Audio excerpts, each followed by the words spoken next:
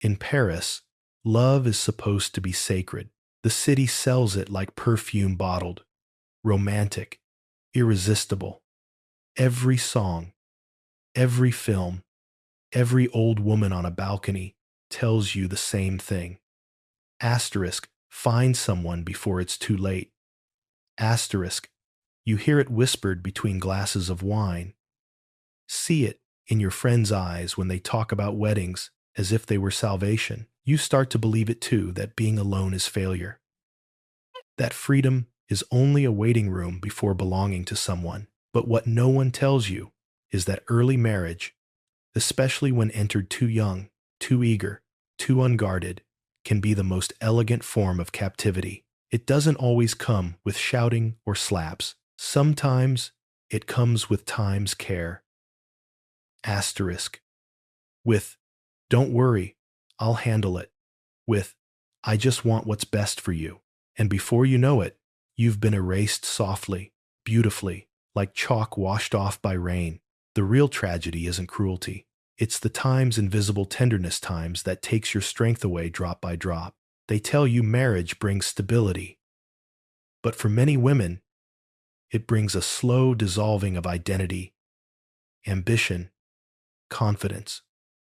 And because it doesn't look like violence, no one rushes to save you.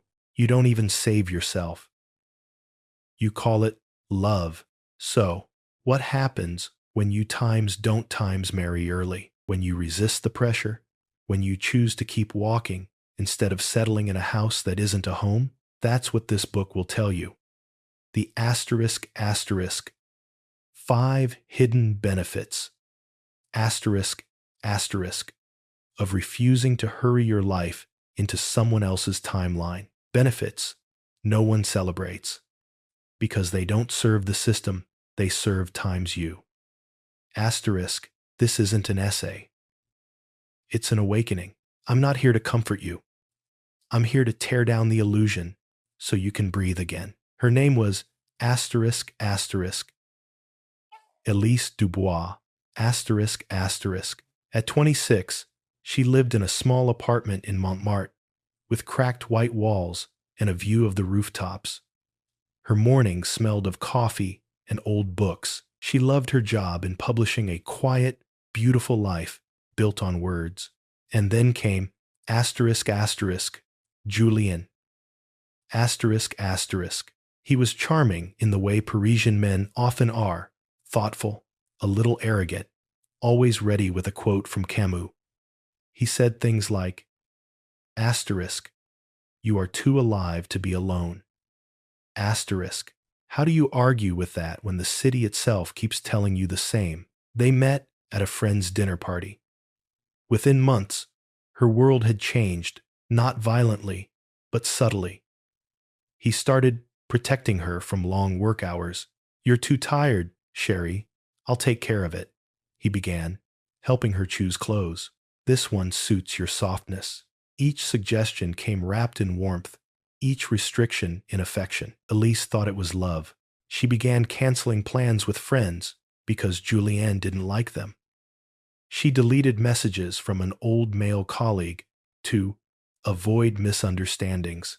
Her laughter became quieter. Her world smaller. She didn't even notice, because that's how control works. When it's elegant, it doesn't feel like domination. It feels like being cherished. Julien wasn't a monster.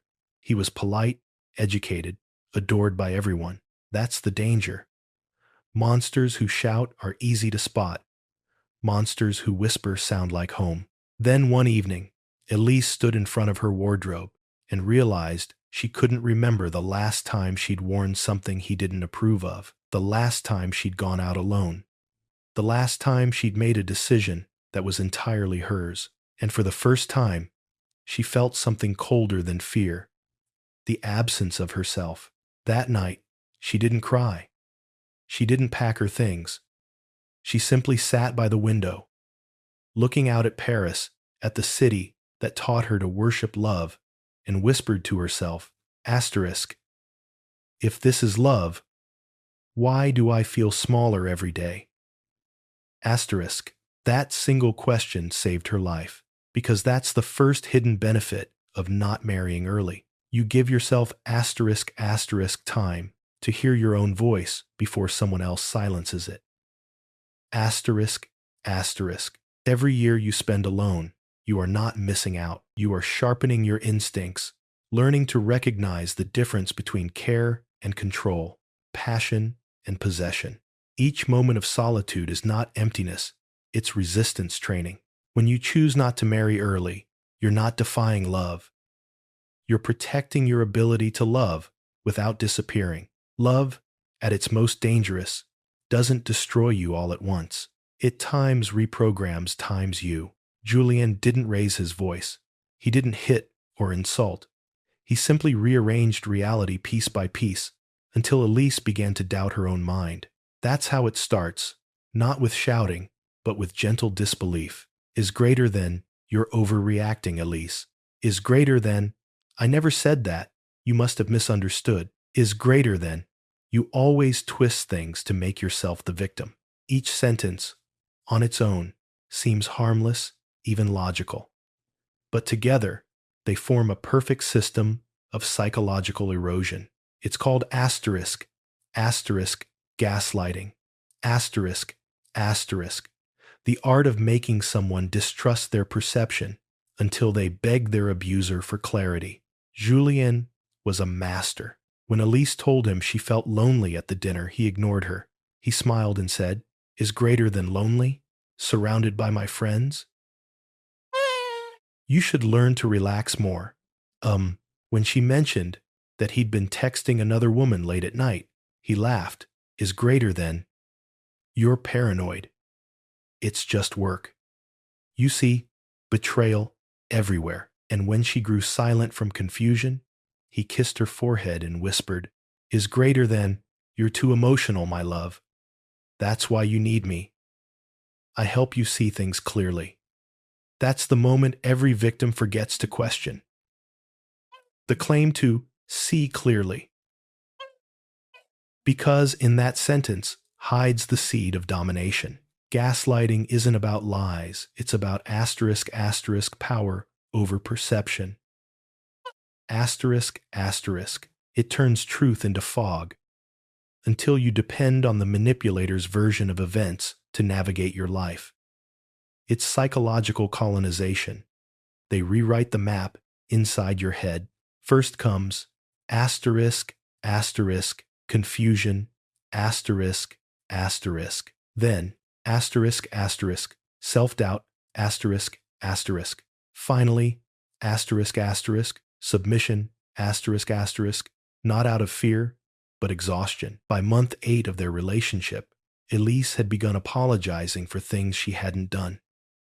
She'd say, asterisk, I'm sorry, asterisk, for being quiet, for being sad, for remembering events differently. She kept a mental list of potential triggers to avoid conflict, though the conflicts always came, reshaped and justified. And here lies the genius of emotional abuse. It turns the victim into an accomplice. Julien didn't have to isolate her anymore. She did it herself. She started censoring her thoughts before speaking, anticipating his reactions, rewriting her sentences mid-air. Every conversation became a test she was destined to fail. When gaslighting doesn't silence you, asterisk, asterisk, guilt manipulation, asterisk, asterisk, finishes the job. Julien often spoke of his difficult childhood. He said he was trying his best, that he just needed patience, understanding, forgiveness. And Elise, compassionate to a fault, made herself smaller again. Whenever she confronted him, he would sigh, look wounded, and murmur, "Is greater than, I thought you, of all people, would understand me." That single phrase chained her heart, because guilt is the most refined weapon of control, especially when it's disguised as empathy. Women like Elise, raised to nurture, to fix, to forgive, don't see guilt as manipulation. They see it as time's moral duty. Asterisk, she believed that love meant understanding him, even at her own expense. She believed that patience was virtue, but patience, in the wrong hands, becomes asterisk, asterisk, self-betrayal, asterisk, asterisk. Here's the cruel paradox. Gaslighting doesn't only distort reality, it reshapes identity. You begin to question not just your memory, but your worth. You stop trusting your instincts, the very compass that tells you when something is wrong. And once you distrust yourself, you can be led anywhere. Elise, once confident and articulate, began to second-guess her opinions at work. Her editor noticed she no longer argued passionately in meetings. Her friends stopped calling because she always said, asterisk, maybe next week. Asterisk, the city kept moving, cafes filled, lights glittered, but inside her, time slowed to a suffocating stillness. She told herself it was a phase. Everyone fights. Love takes effort. That's how society protects abusers, by romanticizing suffering. They call endurance maturity. They call silence grace. They call emotional slavery time's devotion. Asterisk. From a psychoanalytic lens, Julian's behavior followed the classic narcissistic pattern. 1. Asterisk, asterisk, idealization. Asterisk, asterisk. You're the only one who understands me. 2. Asterisk, asterisk, devaluation. Asterisk, asterisk.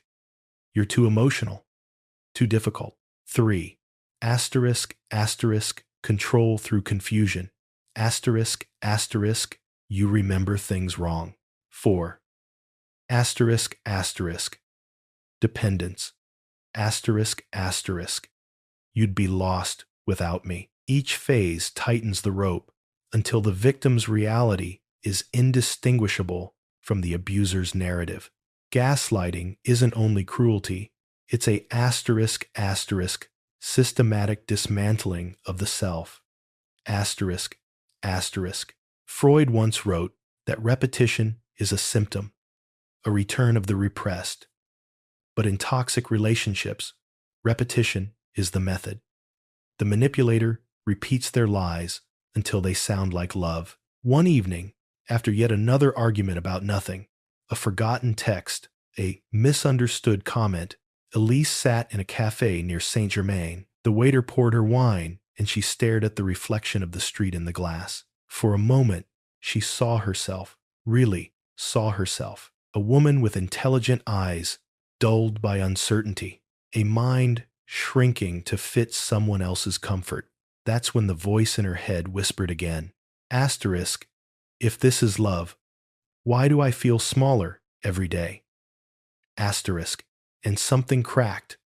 Not loudly, but definitively, like a lock unclicking inside her chest. It wasn't yet freedom, but it was the beginning of rebellion, because that's the asterisk, asterisk, second hidden benefit, asterisk, asterisk, of not marrying early. You give yourself asterisk, asterisk room to recognize madness before it becomes your normal. Asterisk, asterisk. When you delay marriage, you delay assimilation. You buy time, the most precious currency, for survival.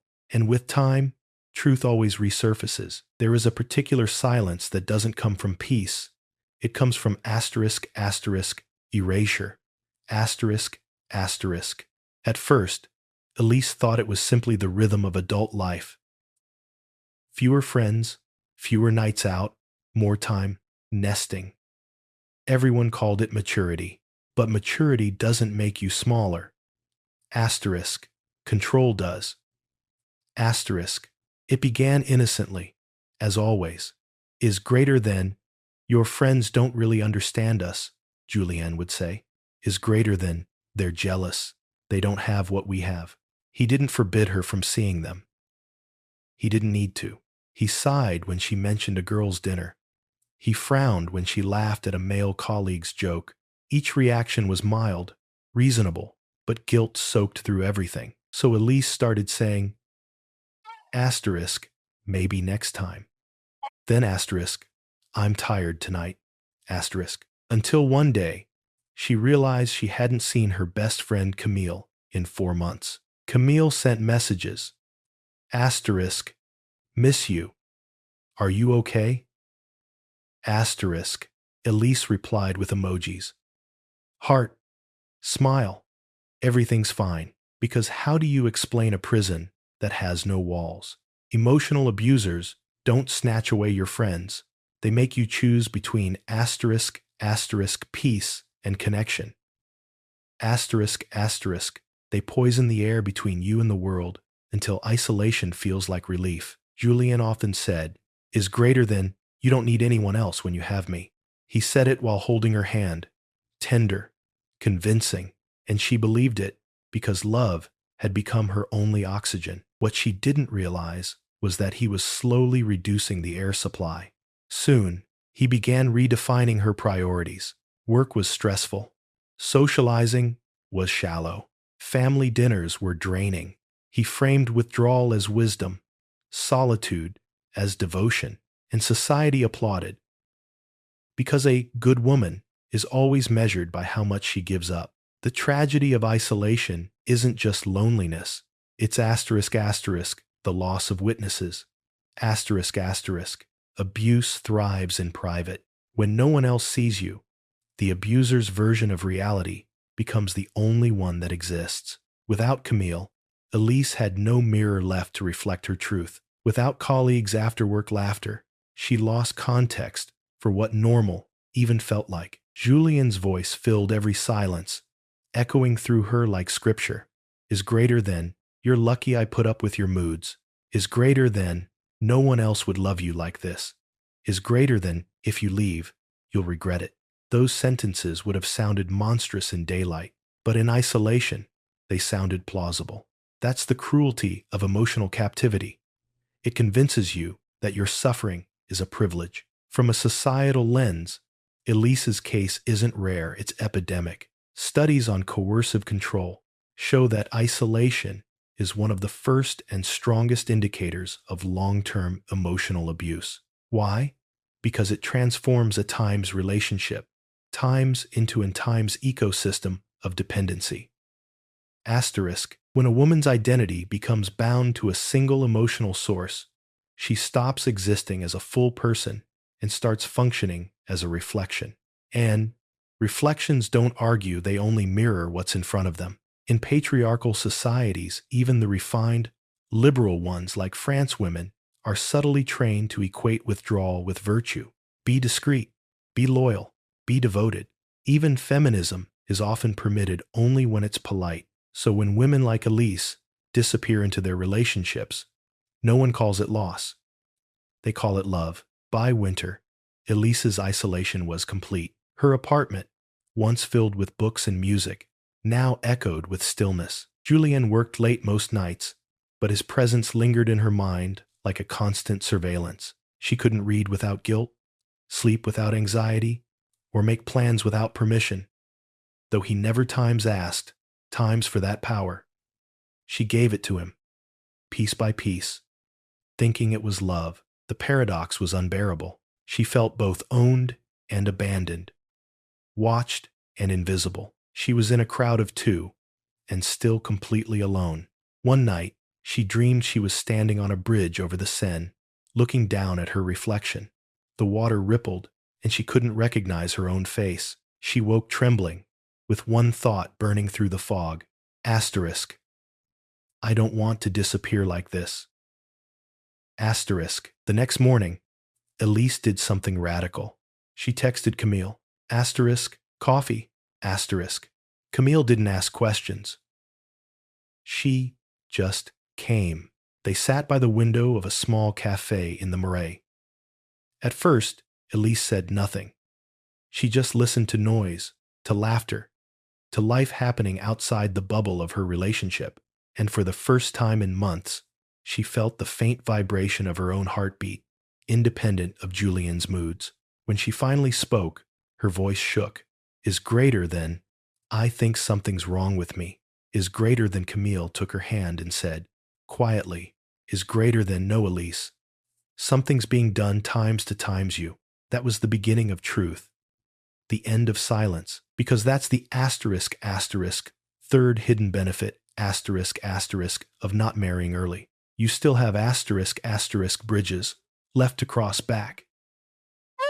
Asterisk asterisk. When you don't lock yourself too soon into a single emotional home, your social architecture remains intact. Friends, networks, independence, and when the walls close in, those bridges can save you. Isolation is love's counterfeit currency. It buys compliance, not intimacy. Freedom, on the other hand, multiplies connection. It lets you choose who stands beside you, instead of being trapped with who stands over you.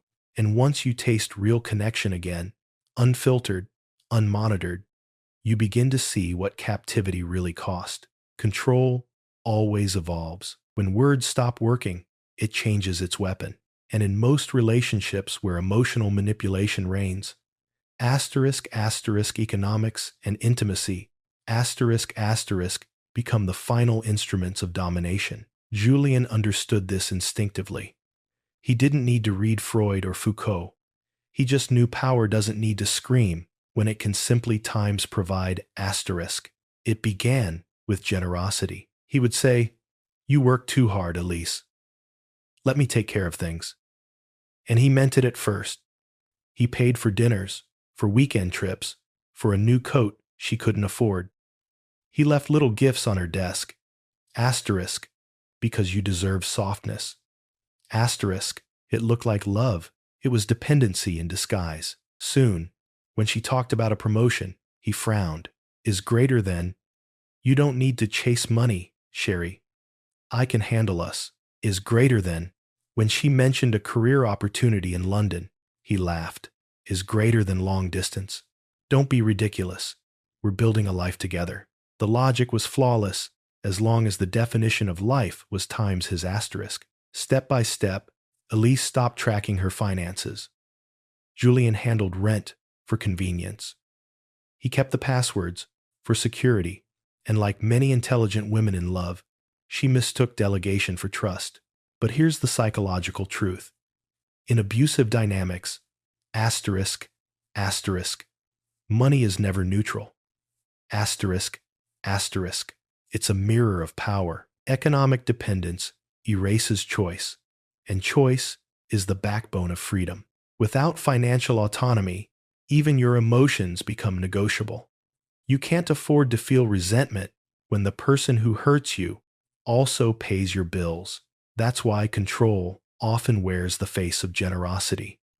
It builds the cage out of gratitude. When control invades the emotional sphere, asterisk, asterisk, sex, asterisk, asterisk, becomes its perfect twin. Julian used affection like currency, rewarding compliance, withholding warmth as punishment. After arguments, he would withdraw for days, cold and silent, and when he finally reached for her again, Elise felt relief, masquerading as passion. She didn't realize she was being asterisk, asterisk, trained asterisk, asterisk. It's called asterisk, asterisk, intermittent reinforcement. Asterisk, asterisk. The most addictive behavioral pattern known to psychology. It's the same mechanism that keeps gamblers at slot machines waiting for another small win. Love, withdrawal, reward, silence. The cycle keeps the victim chasing crumbs of affection, mistaking survival for connection. Julian didn't demand obedience. He made her crave equilibrium, and only he could grant it. After every reconciliation, Elise would whisper, "Is greater than, let's not fight again. Is greater than," and he would smile, triumphant. Is greater than, then stop provoking me. That's how coercive sex works, not through force, but through the illusion of choice. You learn to seduce your jailer just to feel safe. In psychoanalytic terms, the fusion of money and sex forms what Lacan might have called times the economy of desire asterisk. Every favor, every caress, every compromise becomes a transaction, not of love, but of control. Julian's economic support wasn't generosity, it was ownership. His emotional withholding wasn't passion, it was punishment. He was the banker of her self-worth, lending her confidence in small, conditional doses. And Elise, who once took pride in her independence, began to equate submission with harmony. She started saying, times thank you, times too often. She stopped saying, times no asterisk. Because when you depend on someone for comfort, security, and validation, asterisk asterisk defiance feels like suicide. Asterisk asterisk society still calls this devotion. Women are taught to feel grateful for men who take care of them, even when that care is a leash. The romantic myth of the provider has outlived reason, turning financial dependence into proof of love. In France, in England, everywhere, culture still whispers, is greater than, let him lead. It's natural, is greater than, it's not control, it's protection. Is greater than, it's not manipulation, it's care. And that's how the system stays intact, by confusing ownership with affection, obedience with intimacy. But make no mistake, when a woman's economic and sexual autonomy are compromised, her psychological freedom soon follows. It was a small thing that changed everything. One afternoon, Elise found Julienne's notebook on the desk. He was out. She wasn't looking for secrets, just dusting. But on one page, she saw something that froze her. A list of expenses, meticulously itemized groceries, rent, dinners, her birthday gift, with her initials, in parentheses, next to it, in his neat handwriting, is greater than, she should appreciate this more. Something inside her cracked, not because of the money, but because of the arithmetic. She realized her life had become a ledger of gratitude. That evening, she said quietly, is greater than, I'd like to handle my own rent from now on. Is greater than, Julienne laughed. Is greater than, oh, come on, Elise, don't be dramatic. Is greater than, she didn't argue, but she opened a new bank account the next day. Is greater than, a small act, invisible, but revolutionary. That's the asterisk asterisk. Fourth hidden benefit, asterisk asterisk, of not marrying early. You keep, asterisk asterisk, your economic and bodily sovereignty. Asterisk asterisk, before vows can turn compromise into contract, before dependency can be sanctified as love, you have time to see what ownership feels like and refuse it. You learn that money is not romance, that sex is not gratitude, and that control can wear the sweetest smile. Independence is not loneliness. It's the foundation on which real intimacy, the kind that doesn't feed on power, can actually grow. Every tyrant eventually needs a disguise. For some, it's anger. For others, it's silence. But the clever ones, the times, socially acceptable times, ones use asterisk, asterisk, victimhood, asterisk, asterisk. Julienne had perfected it. The moment Elise began asserting herself, asking questions, setting boundaries, the power dynamic shifted, and he couldn't allow that. So, he rewrote the story. It started small, as all transformations of truth do. Is greater than, you've changed, he said one morning. Is greater than, you used to be gentle. Now you're always on the defensive. She almost apologized. Almost. Because part of her still believed she was overreacting. That's the genius of the asterisk asterisk victim flip asterisk asterisk. It exploits your empathy. You feel guilty for times hurting, times the person who hurt you. You start comforting your abuser. Julienne began painting himself as the misunderstood one. He told their friends, is greater than, Elise is distant lately. I think my love overwhelms her. Is greater than, he sighed. Melancholic, noble, is greater than end. And they nodded because charm in public is the best camouflage for cruelty in private. When Elise tried to explain the truth, she sounded hysterical, emotional, unstable. He sounded calm, rational, sad. And in this world, whoever stays calm wins. In social gatherings, he was immaculate, attentive, playful, affectionate. He'd kiss her hand at dinner, make jokes about how she keeps him in line. People laughed. No one saw that every joke was a blade, dipped in sugar. When she confronted him later, he shrugged. Is greater than, you have no humor anymore. I was just teasing. That's the paradox of psychological abuse. It leaves no marks, but you bleed anyway, and society, blind to invisible wounds, applauds the one who smiles. The victim flip relies on narrative control. Asterisk, asterisk. If the abuser can control how others perceive the relationship, he controls how you perceive it. If everyone believes he's the wounded one, your pain becomes suspicious, an overreaction, a lie, or worse, an attack. By now, Elise had begun to doubt whether freedom was worth the loneliness that would follow. Isolation makes truth feel expensive. Julien's next act was pure theater.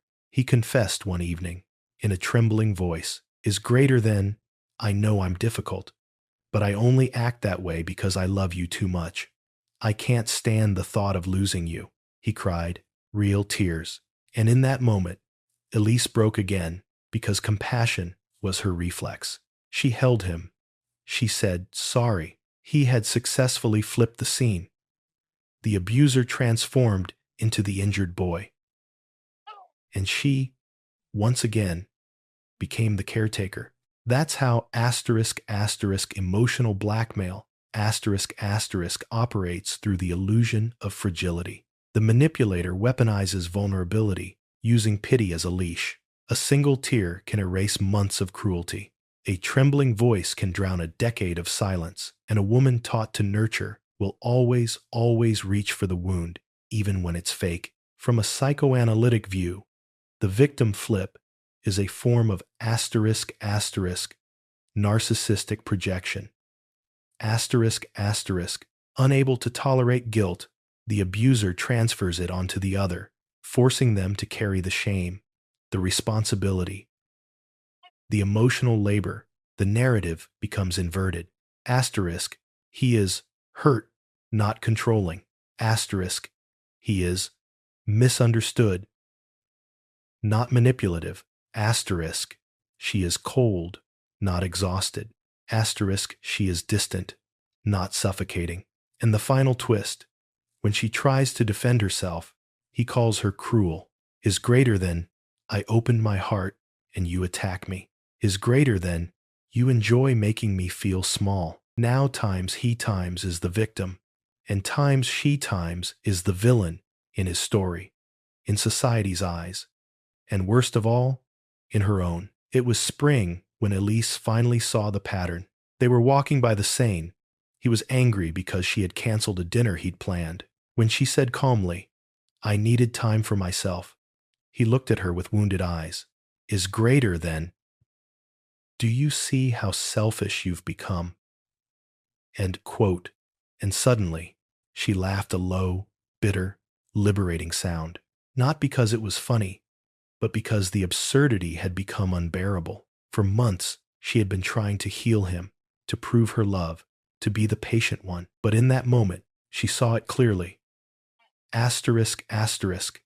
He didn't want love. He wanted control, disguised as empathy. He wanted to be both the knife and the wound. She walked home alone that night. The air was cold. The city lights glimmered. And for the first time, she didn't feel guilty for leaving him behind. This dynamic isn't personal. It's cultural. Society still teaches women to play therapist to their own oppressors, to soothe, to understand, to carry the emotional debris of broken men. When a man cries, the world rushes to protect him. When a woman cries, she's too emotional. The same act, different verdicts. That's not love. That's gendered conditioning. The victim flip thrives on this bias.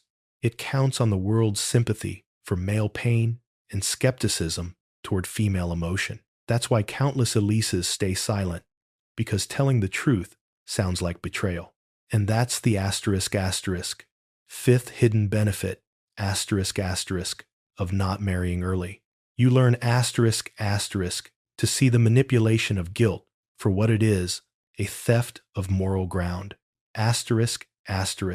When you give yourself time to grow before binding your life to another's, you develop moral discernment, the ability to separate empathy from surrender, compassion from captivity. You learn that love without accountability is just pity wearing perfume. That understanding him can sometimes mean asterisk, asterisk, abandoning yourself, asterisk, asterisk, and that, no matter how convincing the performance, you don't owe salvation to someone who feeds on your forgiveness. Because the moment you stop apologizing for your own survival, that's when the healing truly begins. Some abusers need secrecy. Others need an asterisk asterisk audience asterisk asterisk. By now, Julien had transformed cruelty into theater. Private manipulation was no longer enough. He wanted validation. And there's no applause quite like public sympathy or public pity. Humiliation, for him, was art, a spectacle wrapped in charm. And Elise, once his lover, had become his prop. It began with little jokes in front of friends. Is greater than Elise always worries too much. She even makes a list before choosing a wine. In now and Bruvluding is greater than laughter. Light-hearted, nothing serious, is greater than. She smiled. Everyone smiled. But inside, something wilted. Because every joke carried a memory, a private argument, a wound turned into entertainment. It was no longer their secret, it was her shame, paraded for the comfort of others. That's how asterisk asterisk, public humiliation, asterisk asterisk, works in refined societies. It doesn't shout, it times winks. Asterisk, it hides behind irony, mockery, playfulness. When she frowned, he'd say, is greater than.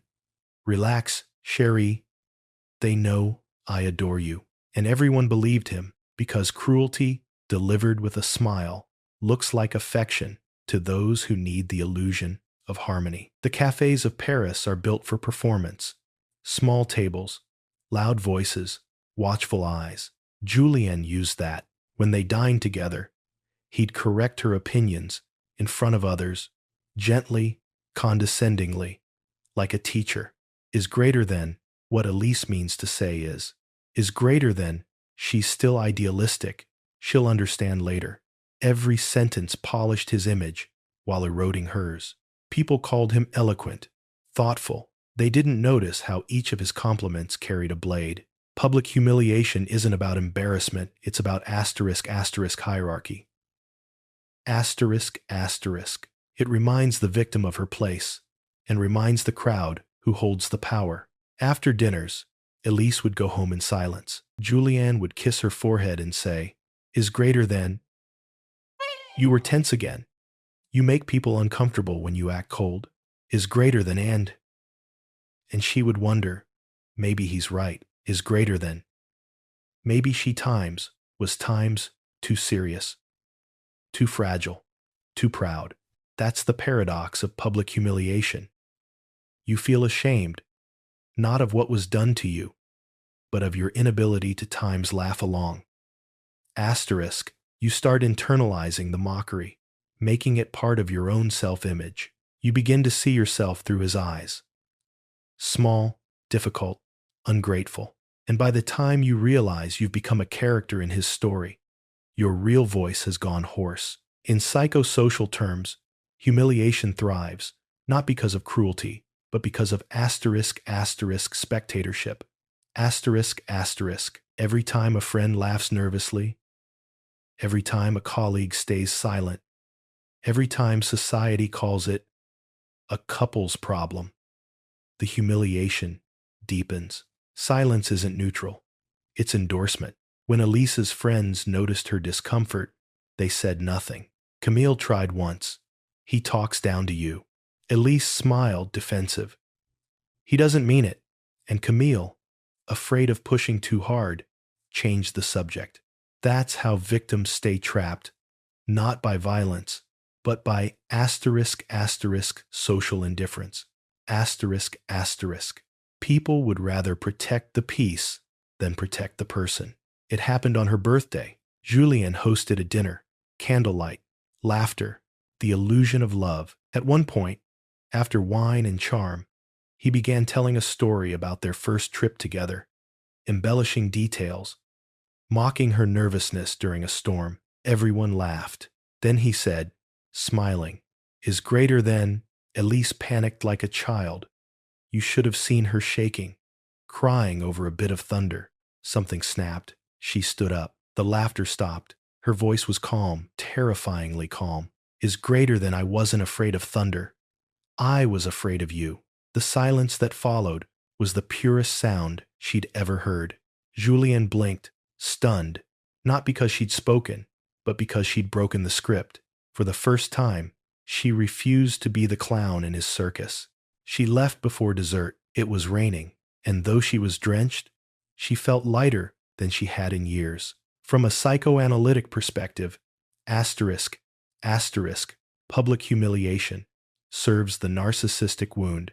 Asterisk, asterisk, the abuser must project their own hidden shame onto the partner so they can appear superior by comparison. It's a ritual of purification, their weakness cleansed through your degradation. But once the victim names it, once she says, asterisk, I was afraid of you, asterisk, the ritual fails. The mirror shatters, because humiliation only works in silence. Once spoken, it becomes evidence. That's the asterisk, asterisk, sixth hidden benefit, asterisk, asterisk, of not marrying early. You keep asterisk, asterisk, your name, your narrative, and your dignity intact. Asterisk, asterisk, without legal or social entanglement. Elise could still asterisk, asterisk, walk away publicly, asterisk, asterisk, without being destroyed socially. She wasn't a wife abandoning her marriage.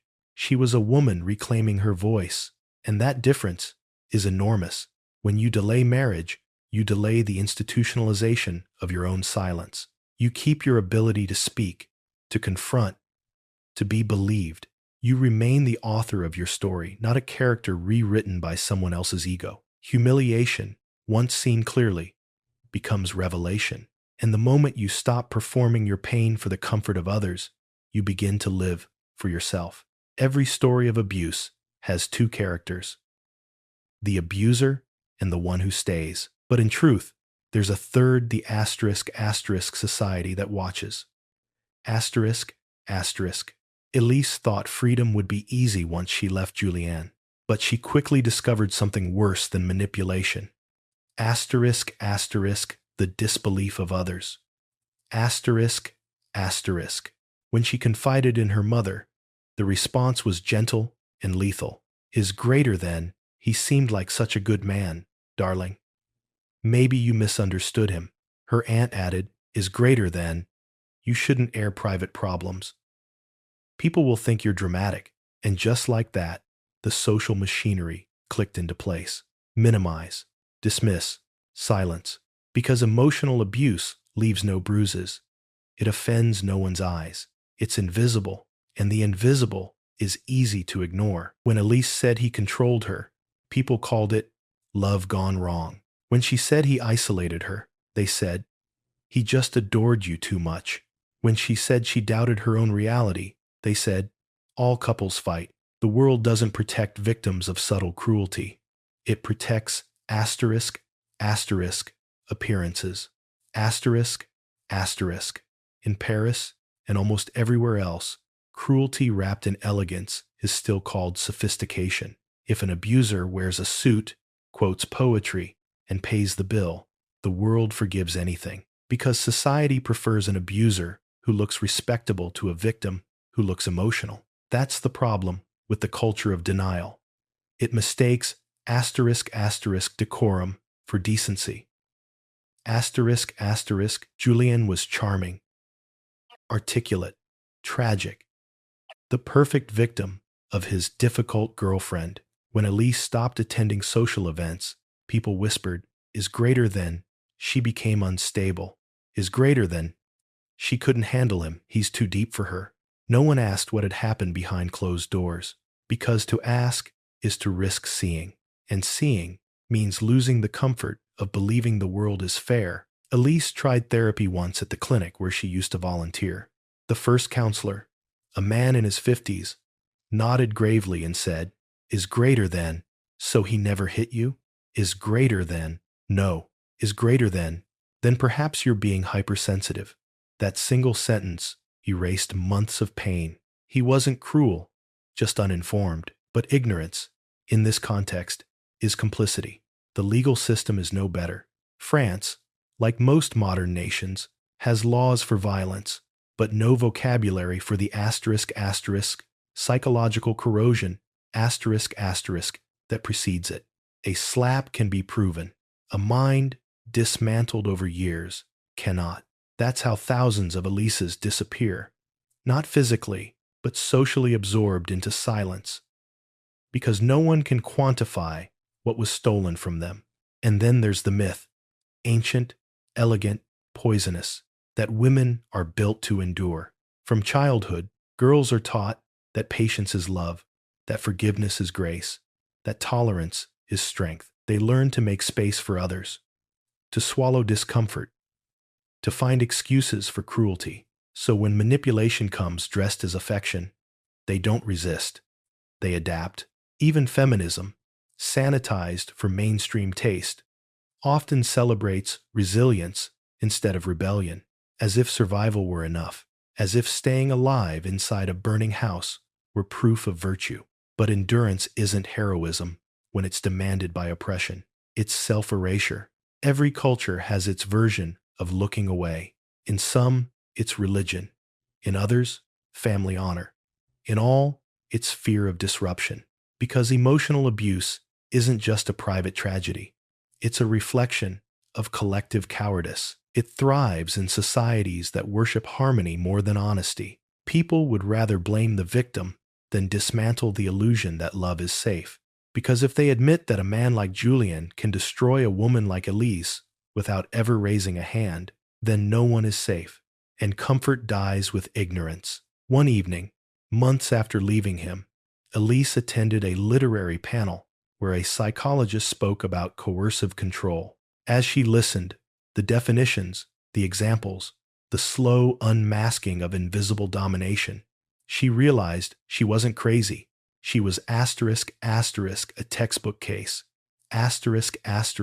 Afterward, she walked home along the Seine, wind tangling her hair, and whispered to herself, is greater than they don't see because they don't want to.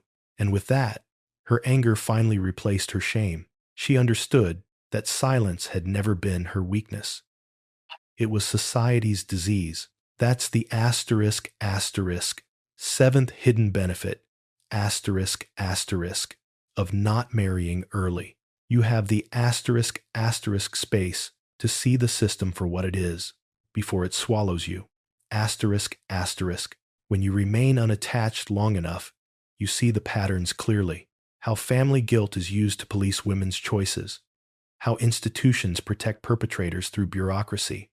How culture rewards submission disguised as devotion. Freedom before marriage is not just personal. It's political. It gives you the distance to recognize oppression, not as fate, but as design. And once you see it, you can't unsee it. You begin to understand that the problem was never love. It was the world's fear of women who demand more than endurance. Leaving is not one act. It's 1,000 invisible steps, small, trembling, sacred. People think victims leave when they finally have the strength. No, they leave when staying becomes times more unbearable than fear itself. For Elise, that moment came one ordinary morning, sunlight flooding the kitchen.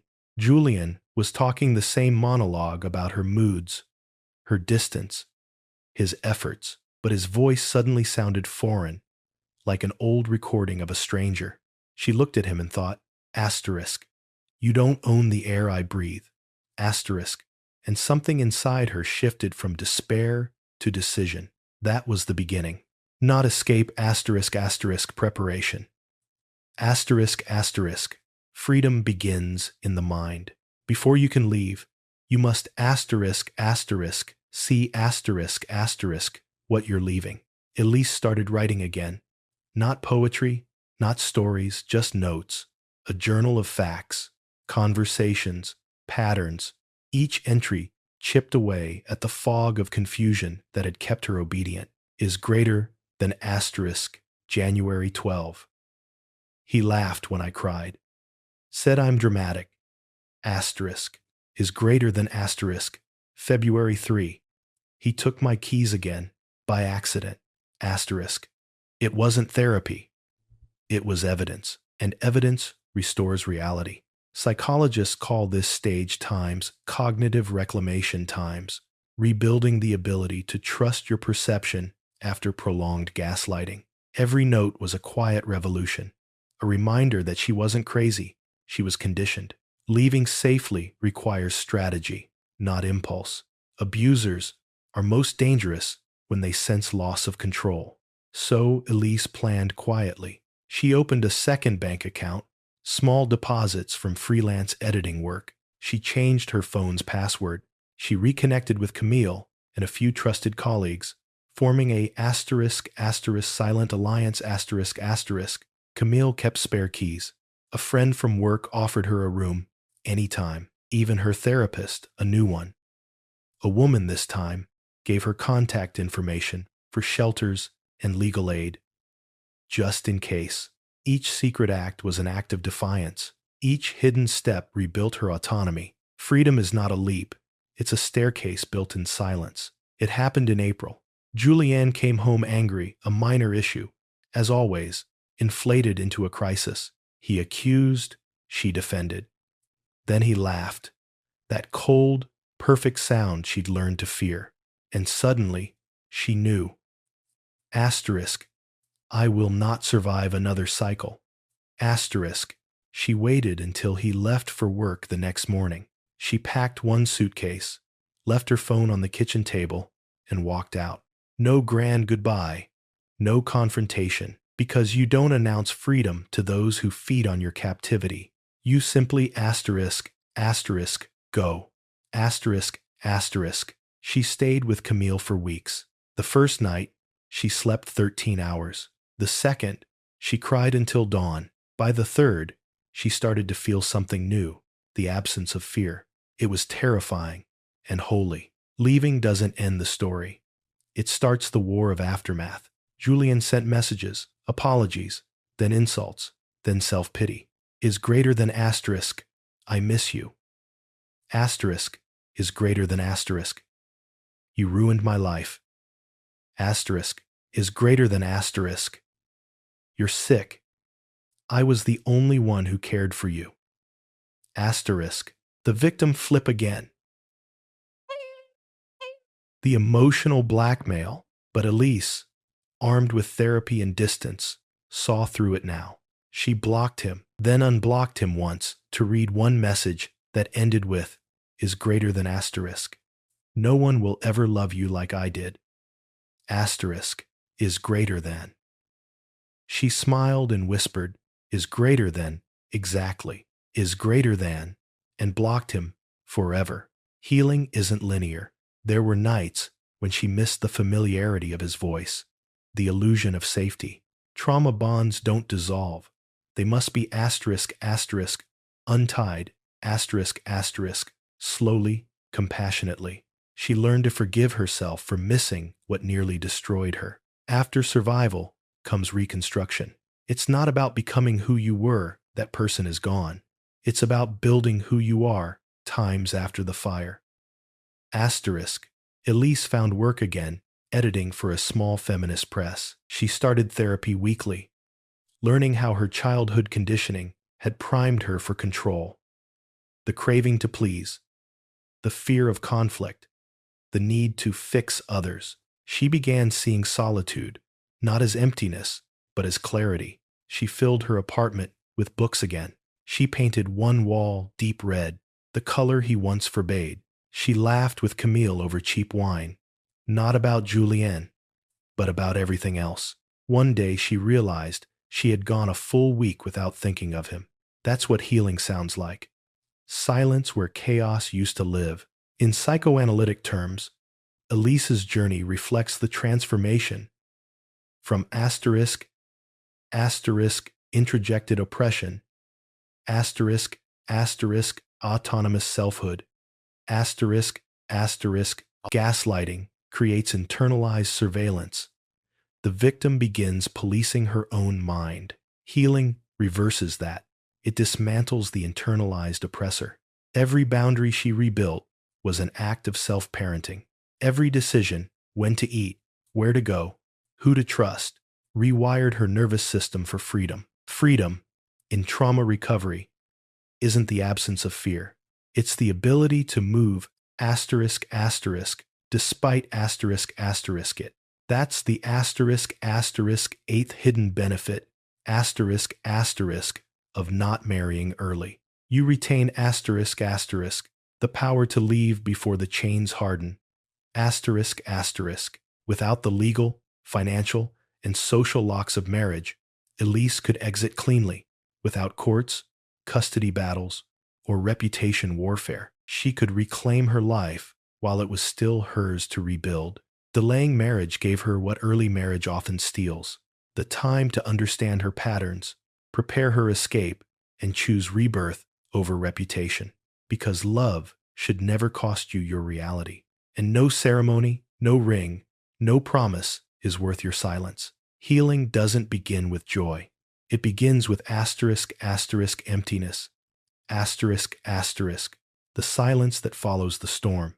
After years of living inside someone else's shadow, even sunlight can hurt. For weeks after leaving Julianne, Elise woke to quiet that felt unnatural. No footsteps, no criticism hiding in conversation. Only her breath, the hum of the city below. At first, the freedom terrified her. She had no one to report to, no one to please, no one to fear. She felt suspended, like a ghost released from the wrong body. But slowly, almost imperceptibly, the emptiness became asterisk, asterisk, space, asterisk, asterisk. The first time Elise went to the market alone, she caught herself glancing around, expecting disapproval. No one was watching. The second time, she wore red lipstick. By the third, she danced to street music without apology. Recovery lives in the body long before it reaches the intellect. Trauma teaches you to contract. Healing teaches you to expand. Every gesture, walking freely, laughing too loud, eating what she wanted, was an act of rebellion against years of quiet constriction. Freedom, at first, was lonely, because when you stop being defined by pain, you lose the map it gave you. Without suffering as compass, who are you? Some nights, she missed the intensity, the drama, the false highs, even the arguments. Addiction to chaos is real. Silence can feel like withdrawal. She wrote about it in her journal. Is greater than asterisk. He is gone, but the echo remains. I don't know who I am without the echo. Asterisk. Her therapist called it times the detox of identity. Asterisk. Every survivor must face it. The emptiness that appears once the abuser's voice disappears. It's not absence. It's the raw space where the new self begins to grow. Elise began taking photographs, people on the metro, clouds above bridges, reflections in puddles. She captured moments that no one could distort or diminish. Images of life, unedited. Photography became her language of truth. The frame replaced the cage. Through the lens, she learned to focus again literally and emotionally. She realized healing wasn't about getting back to normal. It was about asterisk asterisk, building a new normal asterisk asterisk that had never existed before. Not the old Elise resurrected, but a woman forged from every scar she refused to hide. Months later, she met someone new, unexpectedly, gently. Not a savior, not a mirror, a man who listened more than he spoke, who didn't fill silence with control, but with respect. At first, she flinched at kindness. She tested him with caution, waiting for the cruelty to reveal itself. It never came. For the first time, she realized love could feel asterisk, asterisk, quiet, asterisk, asterisk, and still be real. That safety was not boredom. That tenderness was not weakness. That affection, without fear, isn't dull, it's sacred. But more important than loving again, she learned to asterisk asterisk love without disappearing. Asterisk, asterisk. Her boundaries were her altar now, her solitude, her sanctuary. From a psychological view, Elise's healing marked the final phase of trauma integration. Asterisk, asterisk, post-traumatic growth. Asterisk, asterisk. This isn't naive optimism. It's the transformation that occurs when pain becomes wisdom rather than identity. She no longer defined herself by survival, but by creation. Every act of self-expression, writing, photography, friendship, reconnected her to agency, the ability to choose. The question was no longer asterisk, why did this happen to me? Asterisk, but asterisk, what will I build from what remains? Asterisk, and from those remains, she built a life of deliberate peace. Healing, she discovered, wasn't a single sunrise. It was a discipline to wake up each day and choose clarity over nostalgia, to forgive herself for what she tolerated, to forgive the woman who stayed, and thank the woman who left. Some mornings, she still felt the pull of old fears, but she learned that freedom is not the absence of memory. It's the refusal to be ruled by it.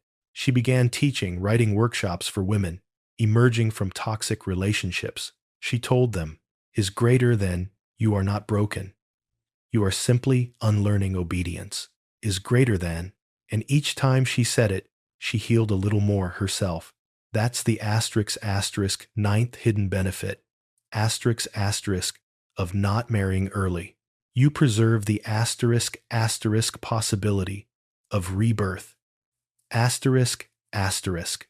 When you delay surrender, you delay disappearance. You give yourself time to become someone solid before love tests your boundaries. You ensure that when love finally arrives, it meets a whole person, not a hostage begging to be seen. Freedom gained later in life is still freedom, but freedom preserved early is a revolution. Reader, yes, you. If any part of Elise's story echoes inside you, listen. The voice that whispers asterisk, something is wrong. Asterisk is not weakness, it is wisdom. You don't owe your future to someone who poisons your present. You don't have to marry suffering to prove your capacity for love. You were not born to be someone's reflection. You were born to be asterisk asterisk, real, asterisk asterisk. So choose yourself, not once, but every day. That is the only marriage that will ever save you.